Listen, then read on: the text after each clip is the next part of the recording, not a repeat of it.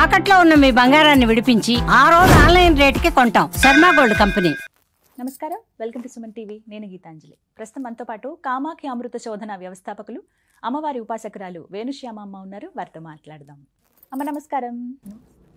శ్రావణ మాసం శుభాకాంక్షలు. మహిళలందరూ ఎంతో ఇదిగా ఎదురు చూస్తూ ఉంటారు, ఎప్పుడెప్పుడు వస్తుందా అమ్మవారికి, ఎప్పుడు పూజించుకున్నాను. ఎప్పుడు పూజించుకోవచ్చు, కానీ ఈ మాసం అనగానే గుర్తొచ్చేది మహాలక్ష్మి అమ్మవారు ప్రత్యేకంగా, అలాగే గౌరీ అమ్మవారు. వరలక్ష్మి వ్రతాలపైన ఎన్నో సందేహాలు ఉంటాయమ్మా.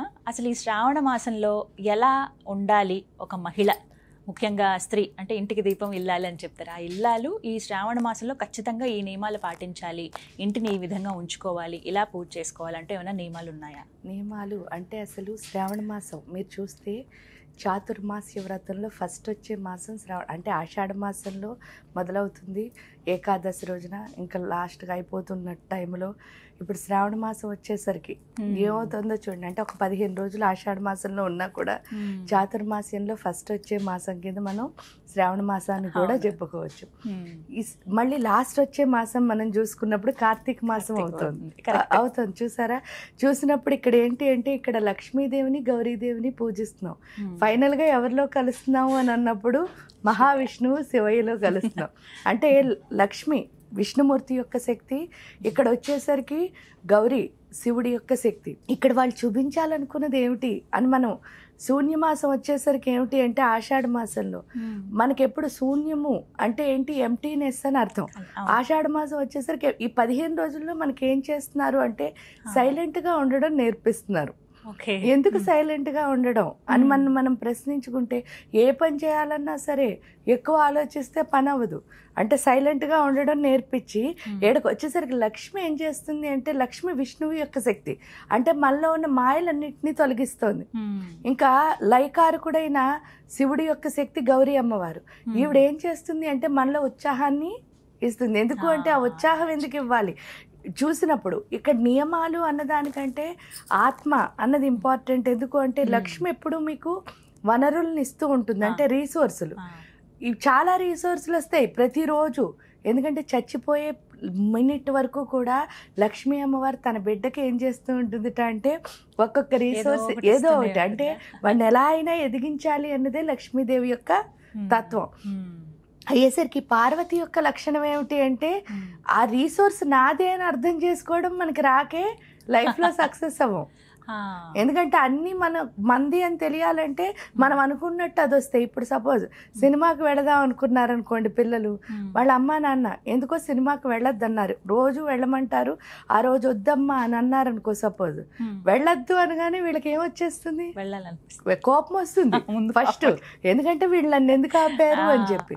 కానీ అక్కడికి వెళ్ళిన తర్వాత ఏదో సిచ్యువేషన్లో మొన్నే మీరు చూస్తే ఒక ఫ్లైట్ ఎవరో లండన్ ఫ్లైట్ ఎక్కడానికి వెళుతుంటే ఆ అమ్మాయికి ట్రాఫిక్లో ఆగిపోయి 5 నిమిషాల ముందు ఫ్లైట్ తప్పిపోయిందిట. తీరా అది ఎగిరిన తర్వాత ఏమైంది అన్నది మనందరికీ తెలుసు. కానీ ఇక్కడ ఫ్లైట్ తప్పిపోయానని కోపం వస్తుంది, బాధ వస్తుంది, ఎమోషన్స్ వస్తాయి, అన్ని వాళ్ళని తిడుతూ ఉంటాం.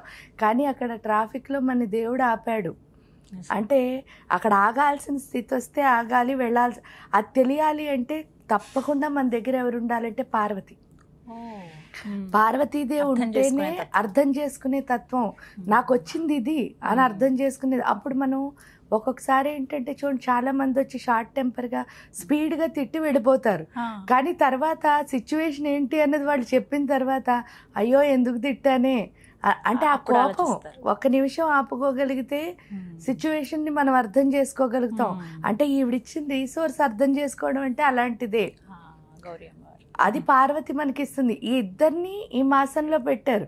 పెట్టి ఏంటి అంటే ఫస్ట్ నాకు వచ్చిన ప్రతి దాన్ని నేను అవగాహన చేసుకునే స్థితి వీళ్ళిద్దరూ ఇచ్చిన తర్వాత భాద్రపద మాసానికి వచ్చేసరికి మీరు చూస్తే వినాయకుడు ఏం చేస్తాడు అంటే సూక్ష్మంగా, అంటే మనం చాలా పెద్దగా, అంటే చూడండి ఒకటేదైనా ఉంది నార్మల్గా ప్రతి మనిషిలోనూ ఉండేవాడిని. ఒక రాక్షసుడు ఉంటాడు, వాడి పేరు ఏంటంటే బండాసురుడు. బండాసురుడు అంటే మందబుద్ధి అని అర్థం. అంటే అందరిలోనూ ఉంటుంది కదా. ఆ మందబుద్ధిని సూక్ష్మ బుద్ధి కింద మార్చేవాడే వినాయకుడు.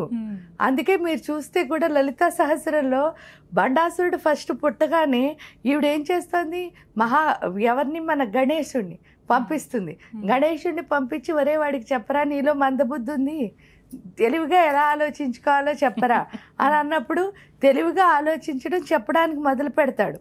మొదలు పెడితే వాడు విన్నాడా?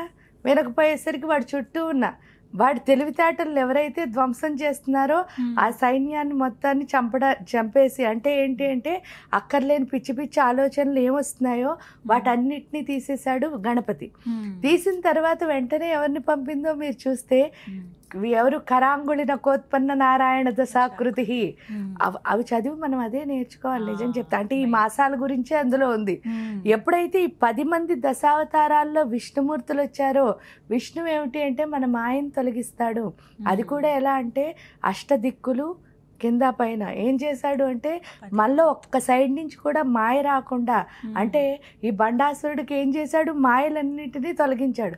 తొలగించిన తర్వాత లాస్ట్లో ఆవిడ ఉపయోగించిన అస్త్రం ఏమిటి అంటే కామేశ్వరాస్త్ర నిర్దగ్ధ సబండాసుర శూన్యక. అంటే ఇంకేం చేసింది, వీడు పూర్తి మందబుద్ధి పోవాలంటే జ్ఞానం రావాలి, అందుకని కామేశ్వరాస్త్రాన్ని ఉపయోగించి వాడి మందబుద్ధిని ఏం చేస్తుంది అక్కడ పోగొట్టింది. అదే ఇక్కడ నేర్చుకుంటున్నాం ఈ చాతుర్మాస్యంలో. ఇక్కడ ఈ వ్రతం ఎందుకు చేస్తున్నాం అంటే ఇక్కడ నోము అని అంటారు వీటిల్ని. వ్రతాలు అంటే ఏంటి అంటే మామూలుగా మనం ఒక కమిట్మెంట్ తీసుకుని ఒకరోజు రథసప్తమి రోజు పలానా 16 ఫలాలు ఇచ్చేస్తాను, వీటన్నిటినీ వ్రతాలు. ఈ నోములు అంటే అర్థం ఏమిటి అని అంటే ఇవి పెళ్ళైన వెంటనే 5 సంవత్సరాల కాలం పాటు స్త్రీని ఏం చెప్పారు అంటే 5వ తనం కోసం, భర్త సౌభాగ్యం కోసం చెయ్యాలి అని మొదలు పెట్టించింది ఈ శ్రావణ మంగళవారాలు వ్రతం కానీ శ్రావణ శుక్రవారాలు వ్రతం కానీ. ఇవి ఎందుకు చేయిస్తారు అంటే పెళ్ళైన మొదటి సంవత్సరమే మొదలు పెట్టిస్తారు. మీరు చూస్తే అవి మొదలు పెట్టించడానికి కారణం ఏంటంటే మీరు ఇందాకనే అన్నారు ఇంటికి దీపం ఇల్లాలి కదండి అని. అంటే ఇంటికి అంటే గృహాలయానికి దేవత ఎవరు అంటే ఆ దేవత స్త్రీయే. ఎందుకంటే అమ్మవారు ప్రతి చోట అమ్మలా ఉండలేక ఈ అమ్మాయిని ఏం చేసింది అంటే అమ్మగా మార్చి ఆ ఇంట్లో పెట్టింది. అంటే ఆ దేవత స్వరూపమే ఈ స్త్రీ. ఈవిడ ఏం చేయాలి అంటే స్త్రీ దేవత స్వరూపం అంటే అర్థం ఏమిటి అంటే మీరు చూడండి ప్రతిసారి అమ్మవారి యొక్క సుకుమారత్వాన్ని వర్ణిస్తారు లలితా సహస్రం ఎందులో అయినా సరే. కానీ ఏం చెప్పారో చెప్పనా, మహేశ్వర మహాకల్ప మహాతాండవ సాక్షిని అన్నారు. అంటే అర్థం ఏమిటి అంటే ఇంత సుకుమారి కదా అమ్మవారు, ఎంత సుకుమారైనా సరే ఆయన ప్రళయకాలం ఉంది అంటే ఈ కల్పం అంతా పూర్తయినప్పుడు, కల్పం అంటే అర్థం ఏమిటి, కృతయుగం, త్రేతాయుగం, ద్వాపరయుగం, కలియుగం, ఈ 4టిని కలిపి ఒక కల్పం అంటున్నారు. ఇది ఎప్పుడైతే ప్రళయం అంతం లోపలికి తన లోపలికి తీసుకోవాలనుకున్నాడో ఆ తీసుకునే సమయంలో ఆయన ఒక ప్రళయ తాండవం చేస్తాడట, దాన్నే శివతాండవం అంటారు. ఆ ప్రళయ తాండవం ఏదైతే ఉందో అది చేస్తున్నప్పుడు అందరూ భయపడి పారిపోయినా సరే మహాతాండవ సాక్షిని ధైర్యంగా ఎవరి నుంచి ఉంటారు, అమ్మ నుంచి ఉంటుంది.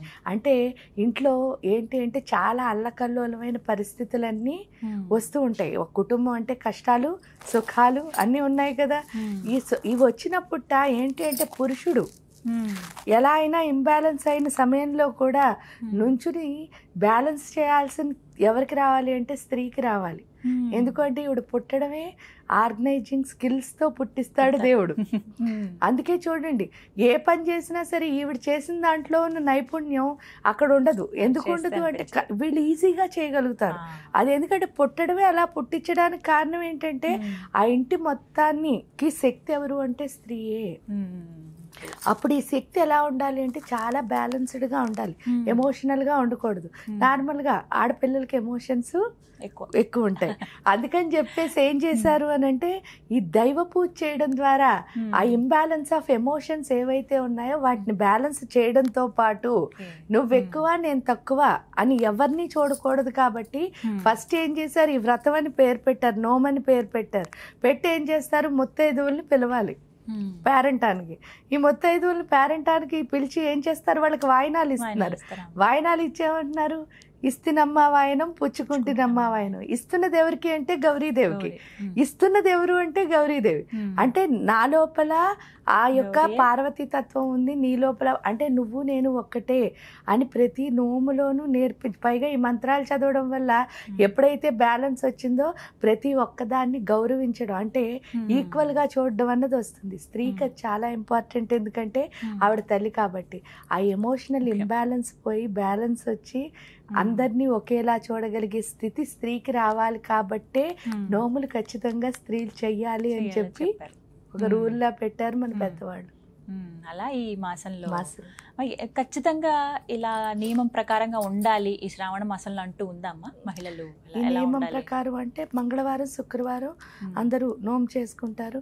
శుక్రవారాలన్నీ చేయకపోయినా వరలక్ష్మి వ్రతం అని చెప్పేసి పౌర్ణమి ముందు ఆ శుక్రవారం ఖచ్చితంగా, ఎందుకంటే స్త్రీకి అలక్ష్మి ఎప్పుడు ఉండకూడదు, అంటే ఇది లేదు అది లేదు అన్న బాధ ఉండకూడదు. ఆ తృప్తి కోసం శుక్రవారం మనం పూజ చేస్తున్నాం. మంగళవారం ఎందుకు చేస్తున్నాం అంటే ఆత్మశక్తి అన్నది ఎంత స్ట్రాంగ్గా ఉంటే ఇల్లు అంత బ్యాలెన్స్గా ఉంటుంది కాబట్టి ఆత్మశక్తిని పెంచుకోవడానికి మంగళవారం నోము చేస్తాం. ఈ 2 రోజులు చక్కగా వివరించారమ్మా. ధన్యవాదాలు.